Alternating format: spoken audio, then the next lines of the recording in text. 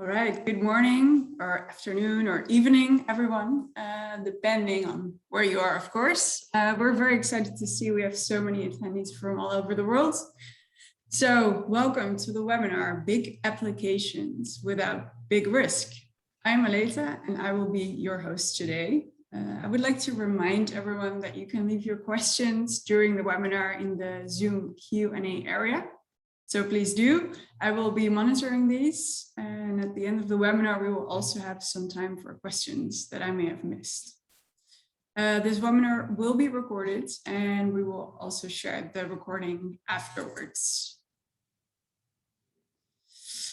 Actually, today we have planned to have two speakers. Unfortunately, our colleague Ivo Boom became ill this morning, so that is why I've only introduced Sean Devlin from Servoi today, who will be speaking to you about the results of our Delphi trend analysis that we took in 2021. Sean, are you okay to wing this without Ivo today? Hi, Aleta. First of all, can you hear me okay? Yeah, your sound is fine. Yeah, I had prepared this together with my colleague Ivo, who does the business development for Servoi. So we will miss his insight on the business side of things. I do product management for Servoi, so I have a bit more of the technical insight and implementation details. So I'll do my best to do it without my colleague, and we'll try to keep it still interactive. We had tried to do it more as like a panel discussion and handle questions kind of throughout the webinar. A bit about myself. I help to run Servoi's North American projects, and I work closely with our customers to develop our product strategy. And I have quite a few years of experience helping our partners to navigate their companies through changing market landscapes and technological disruptions. And I think that kind of brings me to what we'd like to talk about today, or to sort of put the trend analysis results into a greater context. I spend a lot of time working with software vendors and enterprise application teams, and we see talented folks who build high value applications, and it really sets their businesses apart. And once in a while, these teams will face challenges that are more than the day-to-day kind of incremental improvements to their offerings. It could be a market disruption, it could be a hard technical barrier of the platform that they're in, or it could just some other limitation to go to the next level. In any case, it's not day-to-day business. And we work with a variety of businesses that come from lots of different technology backgrounds. And over the years, we've seen a lot of these platforms kind of hit their limitations with how they match up to what's happening in the outside world. And from my point of view, Delphi seems to have had a longer run than most. So we see a lot of companies that are trying to modernize out of some of these technologies, these more 4GL type technologies. And Delphi seems to have had a longer run where I feel like they're hitting their limitations now, kind of much later. And that's a good thing. I think that speaks a lot too about the capacity of the Delphi platform.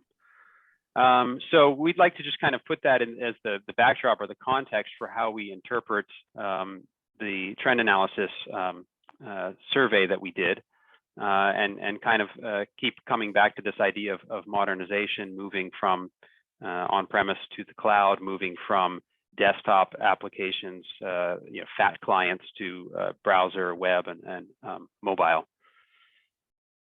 Right, so Sean, just a quick question from the audience. So can you tell us a little bit about the background of the survey, perhaps how many companies were actually participated in the survey, and what kind of backgrounds do they have? Sure. So, and again, I miss my colleague for the details of the survey, but we surveyed companies who are all coming from Delphi. So this survey is narrowly focused on companies who have a background in Delphi, and it targets software vendors and enterprise applications. I don't know how many total companies were in the analysis, but I think we get more than 100 results for most questions, and then some of those questions are broken down So therefore, the result set gets smaller. Exactly. All right. Well, let's get into it. So the first question was very general. Has your company undertaken a cloud migration? It's actually interesting to see. I think the answer between yes and no is actually a 50-50 split. Sean, I think it makes sense to look first, maybe look broadly at who has and who has not modernized, moved to the cloud.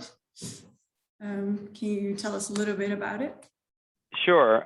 Yeah, Aleta, what I find interesting about this result here is if you kind of add up the those that are have not modernized and those that are have begun to modernize, that they didn't start out cloud first, right? It just shows how much legacy software exists when it comes to business applications. Obviously, new projects and new products are built cloud first and built ready for web and mobile, but a majority of the larger, more complex business applications are still running on legacy systems. It's taking a long time for the industry to modernize, and this is consistent with what we see across our community. So our community is comprised of mainly software vendors and enterprise application teams coming from a variety of backgrounds. So I don't think this slide is particular to Delphi. I think it is particular to B2B applications. We see on the consumer end of software that modernization is much faster and it's much more paramount for their requirements. But for these large complex business applications, typically companies will wait until it really becomes critical or becomes necessary. Okay, well then maybe it makes sense to look at some of the reasons why organizations are deferring their modernization strategy, since, well, 42% reported here in the question, what stopped you from moving to the cloud? 42% reported that there was too little demand from customers or end users. And that seems a bit, well, that seems very high to me, actually. What do you make of it? Yeah, it is quite high, but for me, it's not really surprising. We work with a lot of software vendors who their customers, because their users are external customers. They drive their product in the roadmap, but at the same time, we rarely see that existing user demand to say, yeah, I'd like this application in a browser, or I'd like it to be not hosted on premise anymore. We don't see that as a real driver for cloud adoption or modernization efforts. Instead, what we see is other business pressures that kind of crop up. So like competition is having a fresh looking offering. We hear a lot from software vendors that my competitor has something, it doesn't match up to my offering in terms of features, but it looks newer, it's fresh, it runs on the browser. So in the end, they're losing on new deals. It's not an acute technical problem. It's more like a slow crisis that happens over years. And at some point, it's they're looking forward and saying, if we don't modernize, where will we be in a few years? I think the bottom line is that the lack of demand is kind of perceived, and it might be masking other business issues that become more critical over time. And ultimately, users don't demand cloud until they do, and if they do, then it's too late. Right, but I'm assuming that an increasing amount of end users are requesting cloud solutions. Yeah, it's becoming more and more. I think we deal with a number of fintech software vendors, so in the financial industry, and this was like the last area where we thought we'd see cloud adoption. And over the past just couple years, I would say we're seeing a big shift in financial software, in healthcare software. So these systems that nobody thought would go to the cloud are now going, and the demand is starting to push that more and more. So it is becoming more of a pressure. But I just want to say that if you wait to say, well, my users aren't asking for cloud, we'll wait till they do. When they do, it's too late. And that's a business challenge that we see. You have to, especially if you're a software vendor. If you do in-house applications, you have more time. But if you're a software vendor, then you have to be leading your customer a bit. Right. There's also the point here about too few resources. That's definitely what we see, especially with software vendors. They typically have teams which are small and stretched for their bandwidth. Many times the people that build and maintain the existing applications are also responsible for doing quality control, for doing implementations, and for managing DevOps, which can include, maintaining applications that run on premise and could be different versions for different customers. So if you then consider now we're gonna move this application to the cloud, or we're gonna make a web or mobile offering next to it, it's a really tall order for a small team. Yeah. All right. Yeah. So how did your company go about migrating to the cloud? Looking at how companies went about moving to the cloud here, only 26% did a full rewrite. But most of the answers here indicate that only partial modernization was done. So Sean, perhaps we should have a look at those companies in our trend analysis and see who have undertaken modernization. Yeah. Well, what strikes me about this picture is that there is no single approach to moving big Delphi applications to the cloud. You can see that it's fairly distributed. And this is consistent with what we see in the software vendor community at large, that the approach really kind of follows the business case. What's the business case for modernization? What's the composition of the team? What are the opportunities? Are you modernizing because of an opportunity or because of some risk? What is the appetite for the risk of the project itself? So I think a lot of that is driving the approaches, and we see this in the software development community at large. I think the good news is that modernization can take many forms. So there's a lot of options for how to get going. I think getting started is the hard part, and we do see companies doing it successfully in spite of with really complex applications, in spite of the challenges and the risks. And I think what's interesting about this slide is that it's not just Delphi. It's this you could do for any technological background, and I think you'll get the same result. Do you think there's anything really different or specific to Delphi challenges or is it just in general software challenges? Yeah, I think it's in general. How you approach modernization, I think, comes from business drivers and not from technology. That's why I think the picture's the same across the industry. Okay.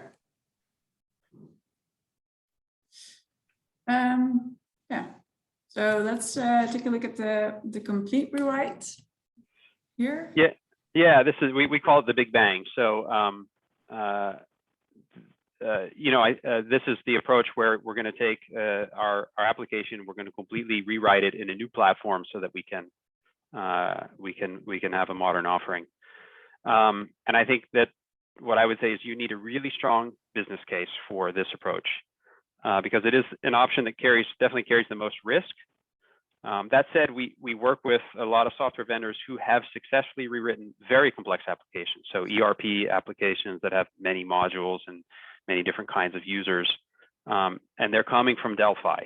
And in doing so, because they completely rewrite to a new platform, they take their offering to the next level. So in these cases, the teams their business driver was really to have brand new user experiences, to have a greater reach with their software, to sort of reach more prospects, sometimes expanding into different markets or different countries. And they really wanted to leave behind the technical burdens that they had with their legacy system. So they didn't want to have kind of the baggage of their legacy code base. We actually did a webinar on this last year. And maybe we can share that with the attendees in this. You guys can contact us at the end, or we can share it. There was a webinar where we profiled 2 Delphi ISVs that did a complete rewrite, and they talk about why they did it and what their approach was. Yeah. Actually, Sean, sorry to interrupt. We now have a couple of questions in the Q&A, but also in the live chat. Let's start with, I think this is a question that's still for the previous slide. There was a question is asking about we modernized and left most the same. I think that was one of the answers about the cloud migration modernization. Mm-hmm. Can you maybe, I think the question is just maybe can you elaborate on the answer here? And we modernized and left most the same. Yeah, what does that mean exactly? Yeah, so I think we get into that in a couple slides. I guess the wording on that could be a bit confusing. In this case, they added a front end kind of modernization, but they left the back end intact. So meaning it's kind of like a hybrid, a mix of tools. So in that case, part of the application can remain in the legacy platform, in this case Delphi, but then using other tools to kind of connect to that. And we dig into that a little bit in a couple slides. Okay. I hope that answers that question. I think the wording's a bit confusing. Yeah, on the. Bruce said thank you. So I think he's satisfied with your answer. Okay. And then another question from the audience. Mm-hmm. I think this is about this slide. Did they change away from Delphi? Right. So in this approach, so this let me go back. This is the full rewrite one. The entire rewrite we did from scratch. In this case, we're talking about companies that completely move out of Delphi into other technology. And in the webinar that we did last year, where we profiled 2 software vendors, they both did that. That was their and they share their approach and their business reasons for doing that versus modernizing just the front end and leaving the back end in Delphi. Okay. Yeah, that's a separate webinar that we did, and we can share that recording. Yeah, that's we can share that in the email in which we also share the webinar recording, perhaps. Yeah. Then a question that's I think very close to this one is how do you see Delphi business logic being translated during a full rewrite? Yeah. So in the case of in the approach where there's a full rewrite, that's a good question, because I think the hardest part is you have business logic, which could be very mature. You think of all the lines of code that go into it. You think of the developer that built it, who's no longer with the company, et cetera, et cetera. So that I think is the linchpin of all the risk, right? That's where you're probably really worried about. In those cases, I think it's really important to kind of forget about the legacy code. And how do I want to say this? What we see a lot is when people come with a full rewrite, they want to take their old source code and kind of use it as a spec. Like, well, this is the design spec. All we have to do is go through the old source code and kind of translate this to, modern tools, and we'll go about it that way. And what we find is that's a real trap to do it that way. For one, your modern tools probably have a lot more capability in them that should reduce a lot of the source code, and there will be different ways of doing things. So it's far better to go with a kind of a UX first approach, where you say, this is what the user experience is going to be, this is what the user flow is, and define that really well. Maybe work with a UX specialist if you don't have this in-house, and describe the way the user experience has to be, and then let the business logic follow that. So that's, if we see it kind of, if you go really like, well, we're going to go through the source code and just rewrite everything, that can be a very intensive way to do it, and you end up with maybe the UX that doesn't match with the tool set so well. Yeah, I think it's if you're going to do a full rewrite, it's really important to have that UX first focus, but also to pick tools that really facilitate agile development. If you start everything with like, let's assemble our frameworks, let's solve infrastructure challenges, that's a big red flag. If you're going for the full rewrite, you really have to have an agile process. You have to be able to show value in the first sprints. Otherwise, if you don't focus on time to value, the risk kind of will balloon through the project. So execution is more important than technology in this case, I would say. And the technology has to facilitate agile. Right. So in terms of resource challenges, what do you think? What sort of teams can handle a full rewrite? Yeah, that's a great question.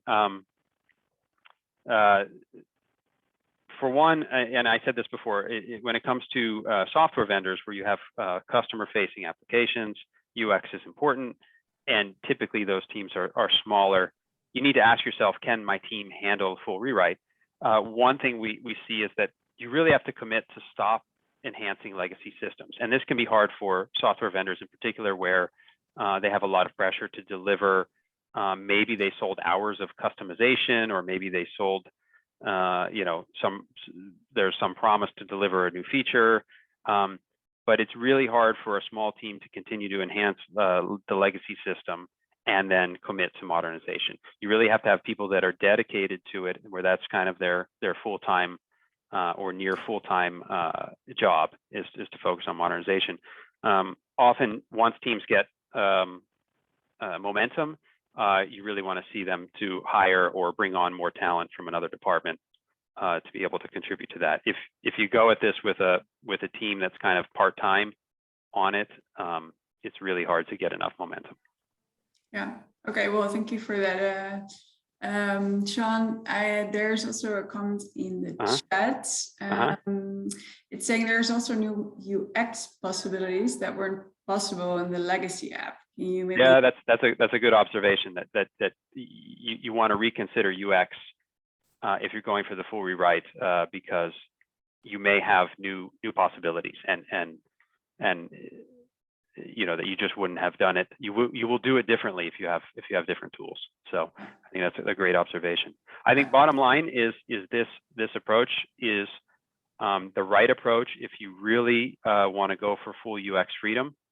And if you really want to get, if you feel like your legacy code base, so the software vendors we profiled in that webinar I talked about, they really felt like their code base had a lot of like skeletons buried in it. They wanted to move on and to start fresh. So that's the advantage to this. I think the disadvantage is really that it's a lot of risk to go for a full rewrite. Your time to market is going to be longer. So you have to do it agile. You have to really go, show value with like every sprint. Otherwise, it's a pretty high risk. But it's not the only approach. So we can move on to some of the other answers that we saw in that slide. I think the one question about the wording was this next point, which is can you kind of modernize just the front end? And I think the last thing software vendors want to do is if they have to rewrite decades worth of mature business logic, and it's gonna, it's part of their core system. They don't want to go in there and start mucking around, basically. Obviously, teams can mitigate that risk if they can limit the scope of the project to just the UI. And so one possible approach is to kind of wrap and reuse the logical layer of the application and just focus on delivering that modern interface. And so in some cases, we've seen this approach really dramatically accelerate large projects.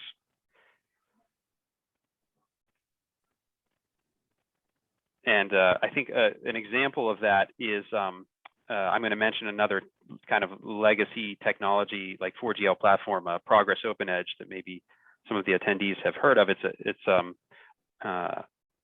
like a RAD tool upon which a lot of ERP applications run.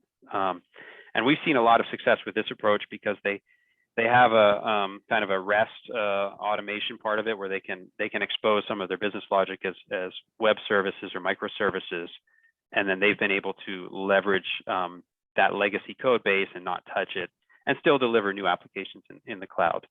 And I think that there are some Delphi companies that are able to take the same approach.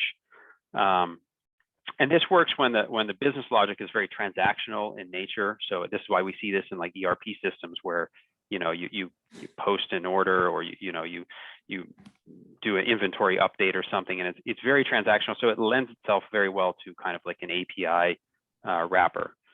And so ideally these are exposed as web services, and then third-party tools can kind of create the UI and reuse the back end. Yeah. Can you maybe comment, because I saw that there was a comment in the live chat. It said that maybe it said big Delphi applications without big risk or cloud advertising. So I think maybe, yeah, can you maybe explain why there's a focus on cloud, or do you feel like it's essential to move to the cloud, or can you maybe comment on this a little bit? Yeah, okay. I'm not sure I understand the question, but I kind of am lumping together modernization with cloud, web, and mobile. It certainly doesn't.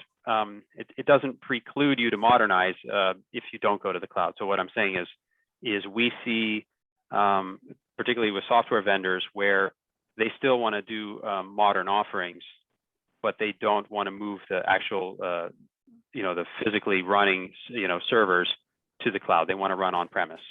And to be honest with you, the most common deployments we see are a hybrid, where they maybe put most of their smaller customers on premise, and their larger customers, most of their smaller customers in the cloud, and then their larger customers continue to run on premise because they have IT departments. They can, they have their own servers and firewall and things like that. So I don't know if this answers it wasn't a question, it was a comment. Yeah. So I don't know. Yeah, really I think that makes makes sense to me. That I just wanted to be sure that that it was addressed and that we were on the same page, because I felt that it's not essential to be in the cloud to modernize. So I just wanted to make sure that was clear. Sorry, Sean. Go ahead. No, that's okay. No, that's okay. Well, just to wrap up this topic where you modernize only the front end, I think it's worth mentioning that one potential drawback to this approach is that the user experience is then kind of following the functionality. So it in some cases doesn't allow as much freedom to innovate. The applications can feel a little rigid if they're built around transactional API stuff. But I think fortunately, there's ways around that, and also sometimes that sort of API approach is not technically feasible. We see this a lot when business logic is highly coupled with the user interface, and this can really depend on the different type of legacy platforms, but also you can imagine where the flow, the way it works in the UI, that the user interface is kind of coupled with the logic, and it's you can't just pull that out, separate it, and say, okay, we're going to make an API with it. We still see that there's an opportunity to leverage database schema with the right tools, and get a lot of productivity out of that. The Servoi platform, for example, has a rich data binding layer, and it works with any database. And we still see a big productivity boost just by connecting to existing databases. There's a lot of sort of rich APIs that go along with data access and manipulation. And in many cases, a lot of the business logic that is data oriented can be reduced in that case. I would say that teams can also take advantage of a kind of hybrid approach. We see this a lot where they do have APIs for the heavier transaction stuff, but they still use a data binding for general inquiries and editing. So in that case, you still are productive, but you get a bit of that flexibility with the UX, because not everything is hinging around transactional APIs, but you get a bit more rich interaction around the data itself. Okay, yeah, so Sean, I have a question for you on this topic. Okay. We are using stored procedures and triggers in SQL Server. Does your idea of reusing the database include these? Okay, yeah, so in that question, we get that from time to time, where maybe some of your actual business logic is in the database layer too, in the form of stored procedures and then triggers and those sorts of functions. Yeah, in that case, what we see is that you can totally reuse that. In the Servoi platform, we do a lot of direct data binding, and as I said, to any database. And so any stored procedures are actually exposed to the developer environment, and they're callable, and you can have data bound screens and workflows that map to those stored procedures. So that's another way to leverage existing data, but still building on a modern interface with new tools. Clear. Another question from the audience. Although it's understood that a backend only alternative is not a seamless migration, would this be an alternative as well? How do you feel about that? If a backend only alternative is not a seamless migration, with this be?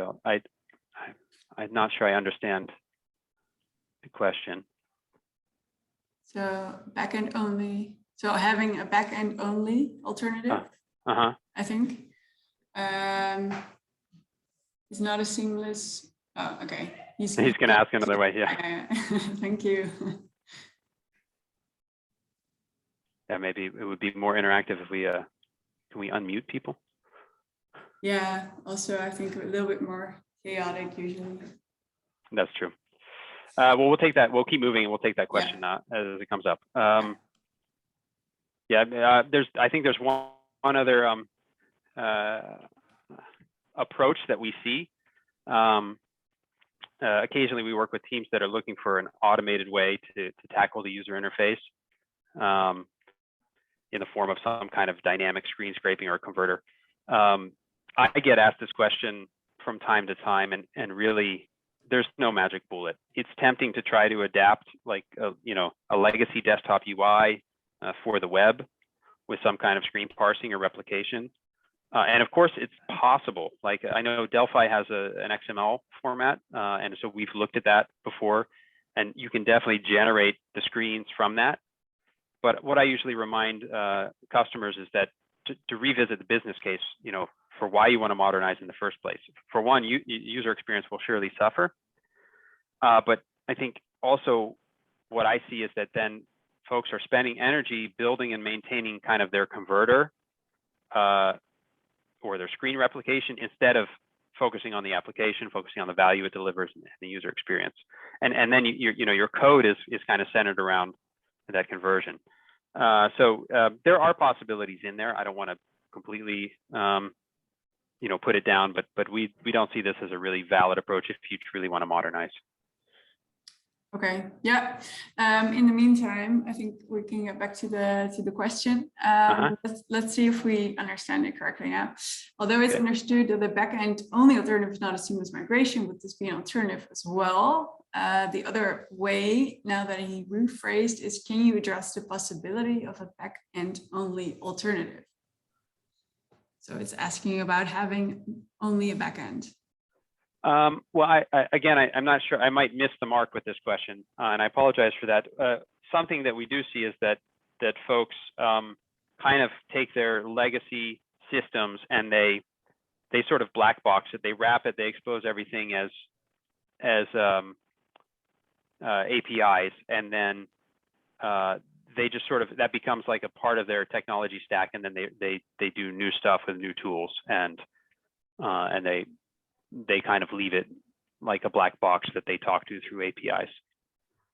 Right. So server to cloud, does that address the question? I don't know. Or? I don't know. Okay. I don't know quite what that means. Yeah. Sorry, that's just that's okay.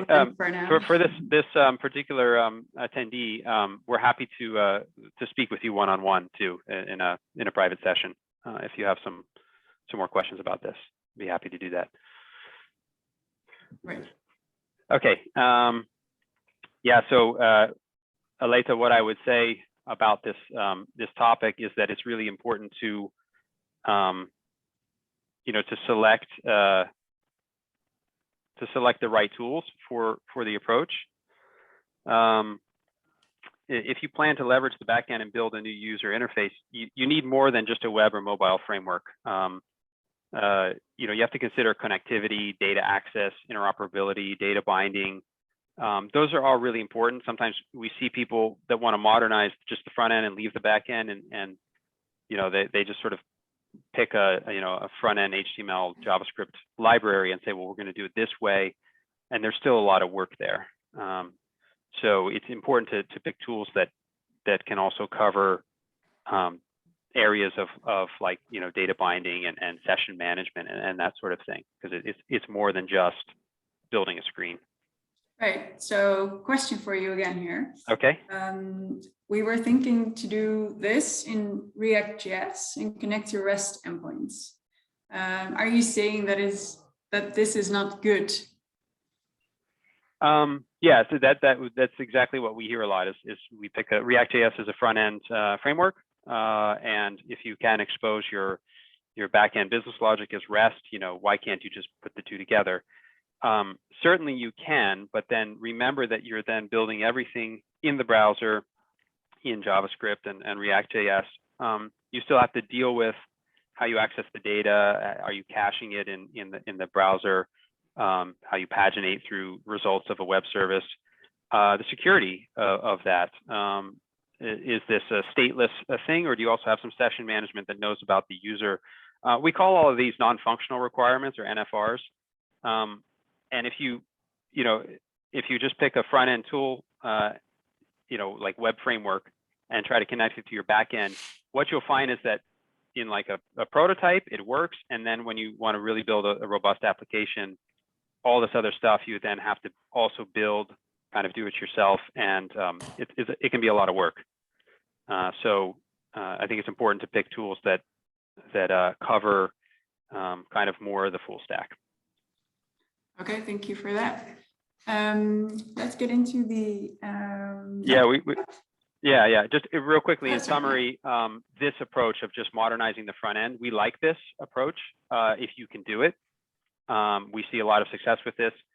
Number one is it gets you to market faster, and it lowers the risk because you're not getting into that legacy code base. So if you can do it, we really like it. A possible limitation is that again, the UX is kind of following. In this case, it's not leading. You can counter this with some hybridization of the back end and a newer business logic. So I think there's some flexibility there. I'm just afraid to interrupt you now, but please go ahead. Oh, okay. Well, I guess the other answer in that one survey question about different modernization approaches or moving to the cloud approaches is something that was doing it like in pieces. We call this a segmented migration, and this is kind of like a step-by-step thing instead of a monolithic, like we're going to take this big complex application and we're going to move it to the cloud, or we're going to put it in the browser. Instead, teams kind of create small fit-for-purpose applications. They break up that monolith and they do it in intervals. I have to say that we really like this approach. We see the most success with companies when they take this approach because it lowers the risk.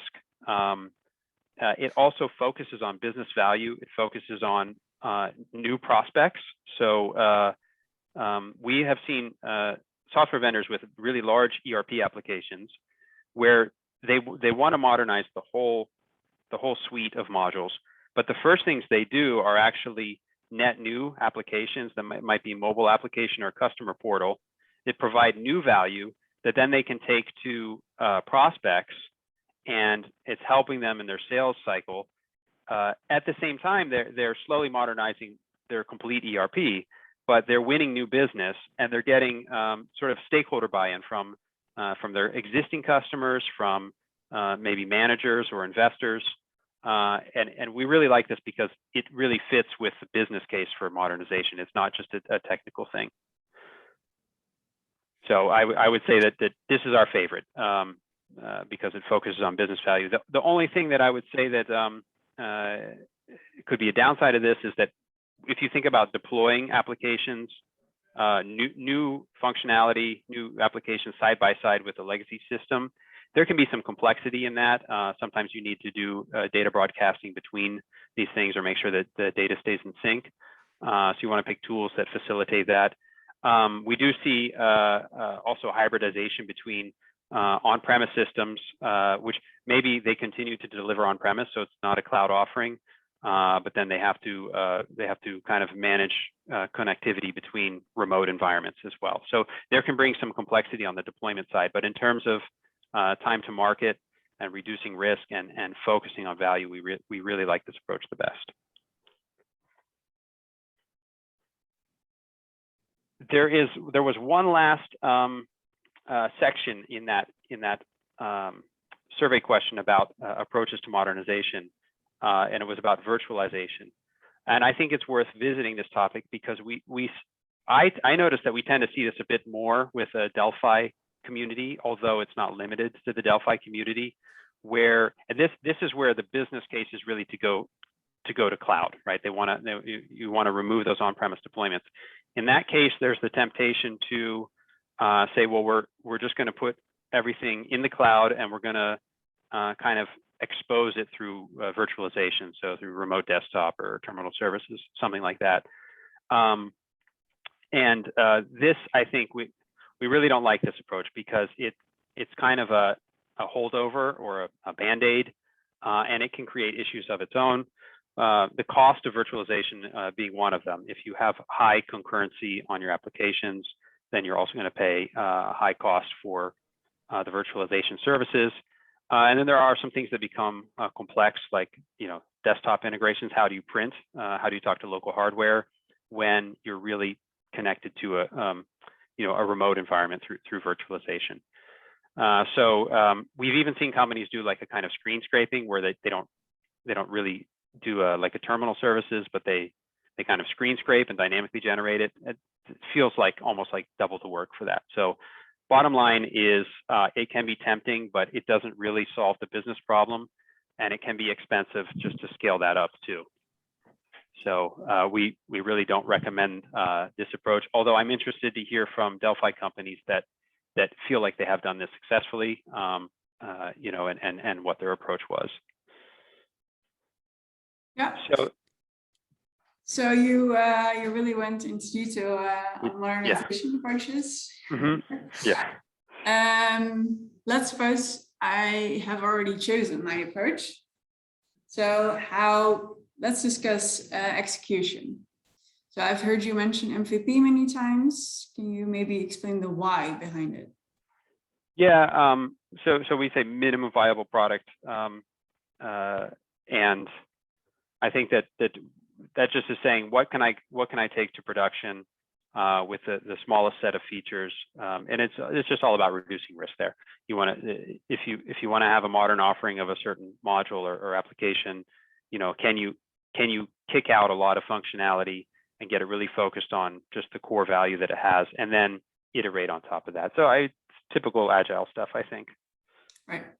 And then what is your initial reaction to some of the phrases that we've seen in the survey? So we start data modeling and we scope and spec everything in detail.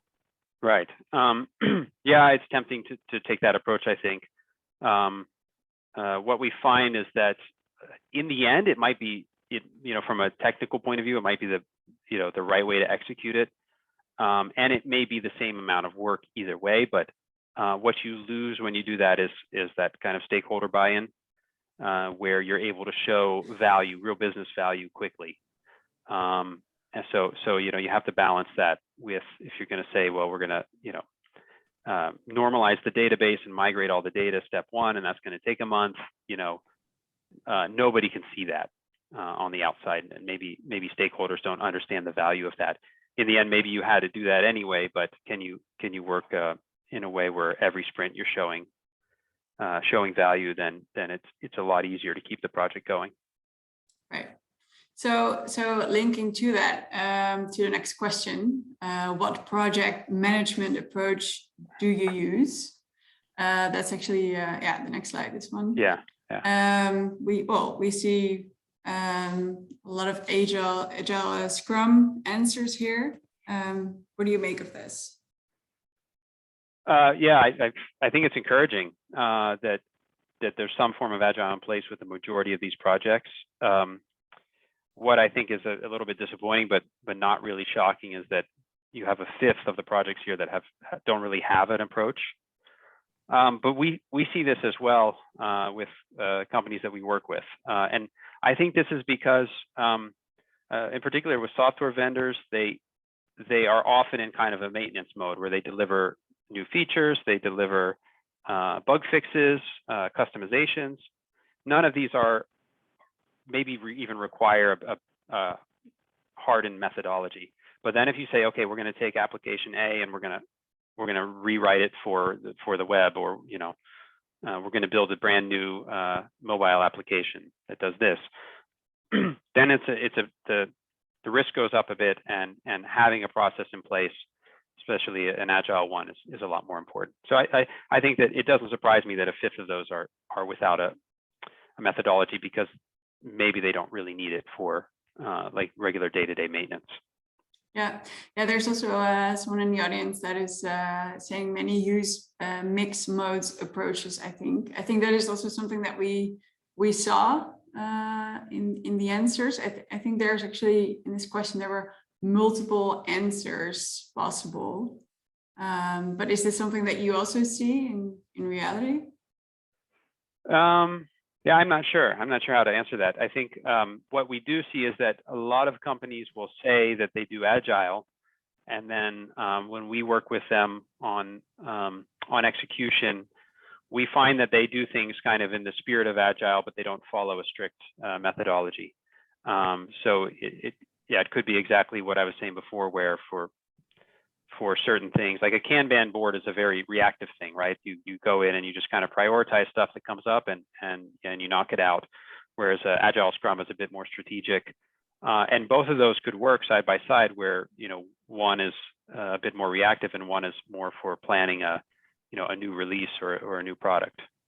Right. And then so I think that Servoi also has the Assurance program. Can you tell us a little bit about what is that based on? Oh, yeah, sure. So Servoi has a program we call Assurance. It stands for Application Assurance. And it's kind of an execution or change management program which helps companies to take on these more risky projects by really focusing on business value, by in some cases training on agile execution. It's not our core competency. Servoi is a platform, so we license our technology, and we're not a consulting company. But what we found years ago is that we thought, hey, we'll provide these great tools, and people will call us when they need licenses, and then the phones weren't ringing off the hook like we hoped.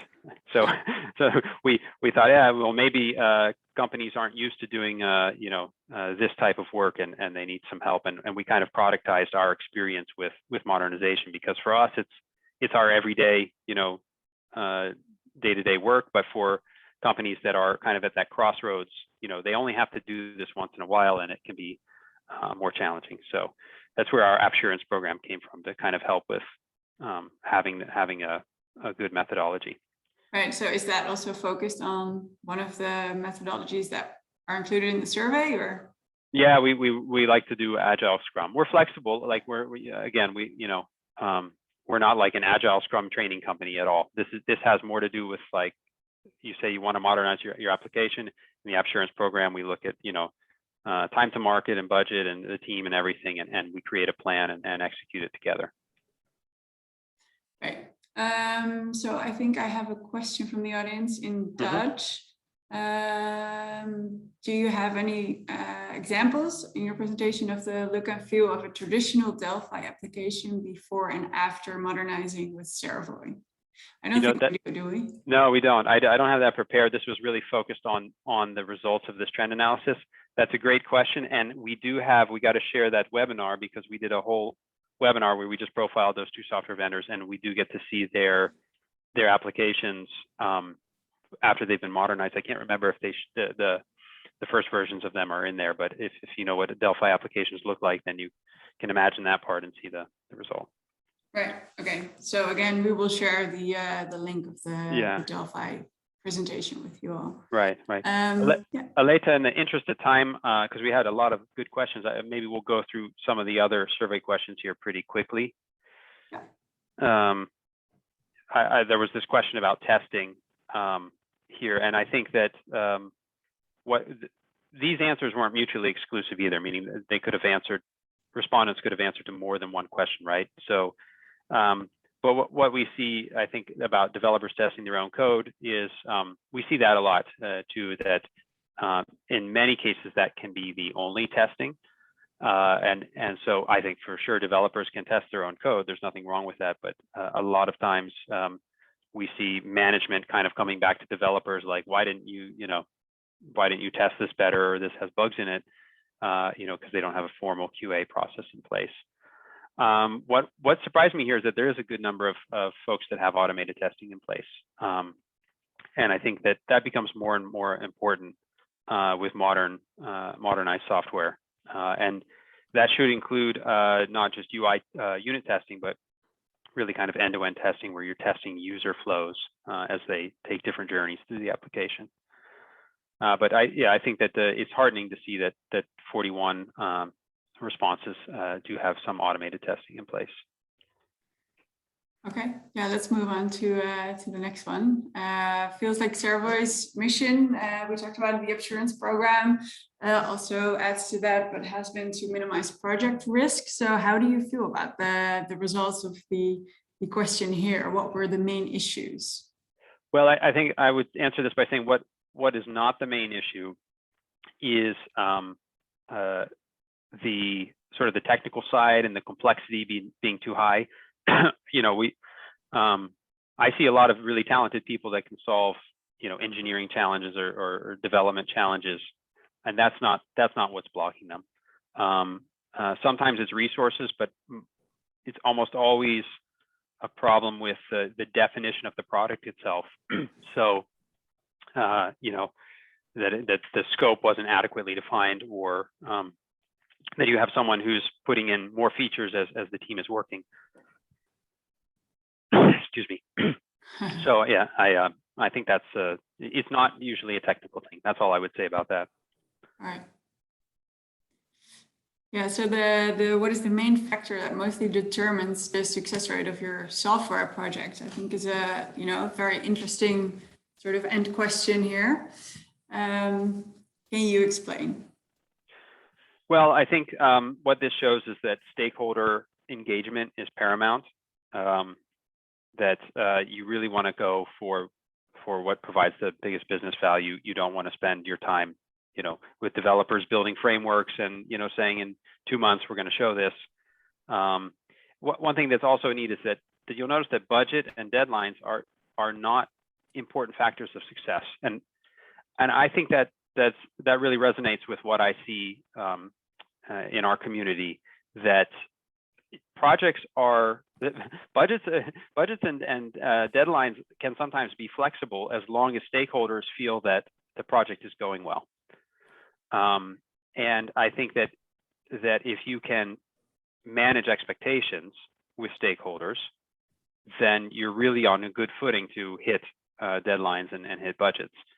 And where things go wrong is where expectations are really out of alignment with what's happening. And that sounds like a soft topic, but behind that are the real concrete things like having tools that facilitate agile development, having that process in place, and really engaging with stakeholders from the beginning and throughout.